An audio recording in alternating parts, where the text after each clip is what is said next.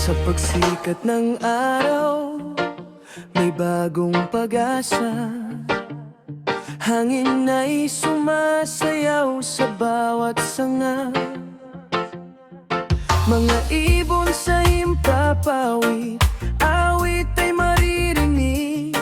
Paalala ng mundo na tayo'y may kapiling.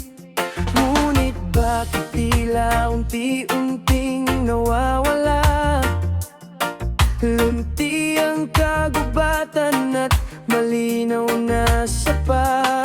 Panahon ng pakinggan ng sigaw ng kalikasan at mahalin ang mundong ating tahanan. Buhay ay parang ilog, patuloy ang agos, may ligaya at lungkot, may dulot, may bukas. Kalikasan ng yaman na hindi matutumbasan. Ingatan natin ngayon para sa kinabukasan. Magkaisa, magmahal at maging gabay sa mundong ating tahanan habang tayo'y nabubuhay.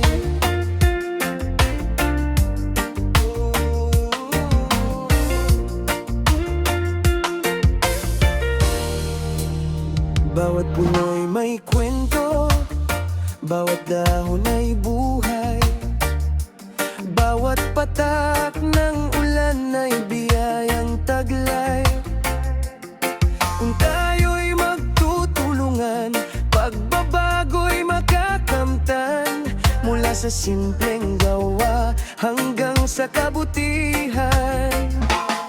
Huwag nating hintayin na huli na ang lahat bago pa tuluyang mawala ang pangarap. Sa ating mga kamay nakasalalay ang bukas para sa susunod na salinlahit pag-asa.